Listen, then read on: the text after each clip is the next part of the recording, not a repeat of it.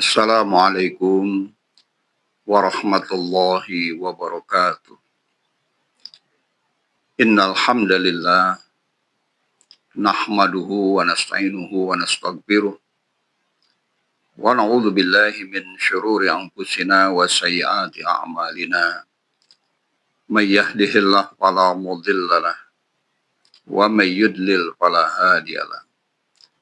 Asyhadu an la ilaha illallah wahdahu la syarikalah wa asyhadu anna Muhammadan abduhu wa rasuluh.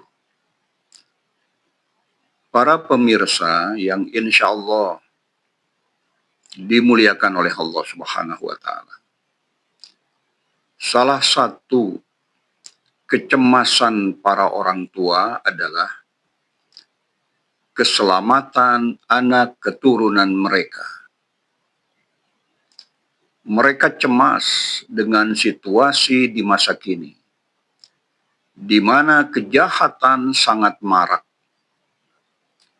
Bisa terjadi di rumah, dilakukan oleh orang-orang dekat, bisa terjadi di lingkungan sekitar rumah, dilakukan oleh para tetangga, bisa terjadi di perjalanan dia menuju ke sekolah, bisa terjadi pula di sekolah. Berbagai macam hal bisa menimpa anak keturunan kita. Berapa banyak kita dengar anak-anak yang tidak tahan, dibuli terus-menerus oleh teman-teman sekolahnya. Akhirnya ada yang mengambil jalan pintas, melakukan bunuh diri. Ada pula yang berusaha mengambil harta anak kita. Ada yang berusaha mengambil kehormatan anak kita. Bahkan berapa banyak yang ingin mengambil, menghancurkan iman anak kita dengan jalan diajak masuk kelompok LGBT. Inna lillahi wa inna ilaihi raji'un. Para pemirsa yang insya Allah dicintai, dirahmati oleh Allah Subhanahu wa Ta'ala, kita tidak perlu terlalu cemas, kita tidak perlu terlalu khawatir, karena dikhawatirkan itu akan mengganggu kesehatan kita. Cukup banyak orang-orang tua yang akhirnya kena penyakit yang berbahaya karena dia pusing memikirkan anak keturunannya. Kenapa kita tidak perlu terlalu khawatir? Allah Subhanahu wa Ta'ala memberikan jalan keluar yang sangat mudah untuk kita. Hal itu tercantum di dalam Al-Quranul Karim, surat 18. Surat Al-Kahfi, ayat 82. A'udzubillahi minasyaitonirrajim. Wa ammal jidaru fakana ligulamaini yatimaini fil Madinah wa kana tahtahu kanzul lahuma wa kana abuhuma sholiha. Ayat ini sebetulnya bercerita kisah tentang bingungnya Nabi Musa alaihissalam dikala mengikuti Nabi Khidir alaihissalam. Karena Nabi Khidir melakukan hal-hal yang dirasa aneh menurut Nabi Musa.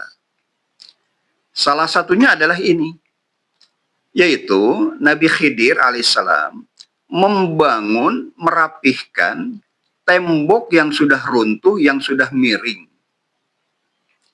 Nabi Musa terheran-heran, karena untuk apa tembok itu dibangun kembali?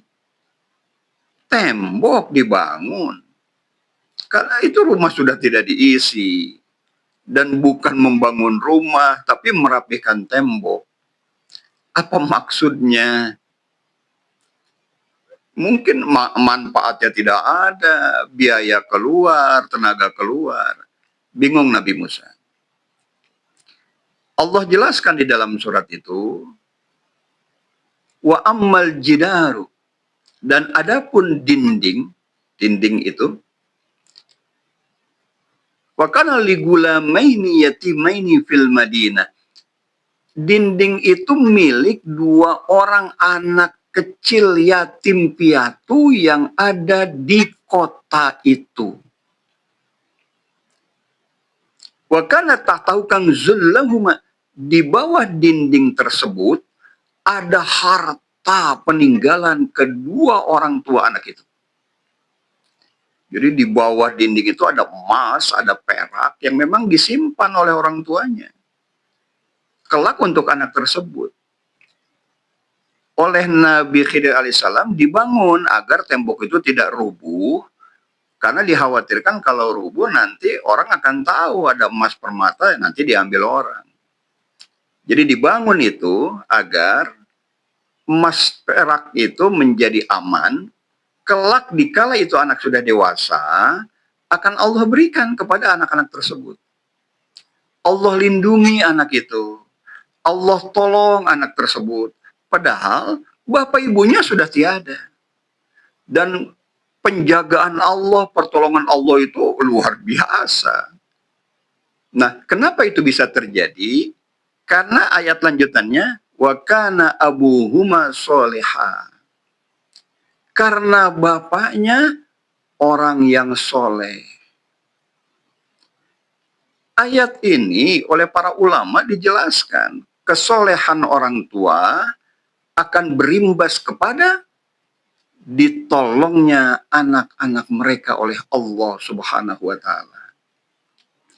Jadi sederhana para hadirin, para pemirsa, kalau kita ingin anak-anak kita selamat, dilindungi oleh Allah, maka cukup solehkan diri kita. Dampaknya ya untuk kita, kesolehan itu juga untuk anak keturunan kita. Kalau hari ini ada orang-orang tua yang merasa bahwa dia orang kaya, dia orang mampu, dia mungkin pejabat, orang hebat, apakah dia mampu melindungi anaknya di mana-mana? Apakah dia sanggup menjaga anaknya? Tentu tangan dia tidak akan sampai kepada anak-anaknya. Anaknya entah di mana, beliau juga ada di mana. Tidak ada yang bisa menjaga anak-anak kita, cucu-cucu kita. Kecuali Allah yang akan menjaganya. Dan kalau Allah sudah menjaganya, siapa yang mampu mencelakakan?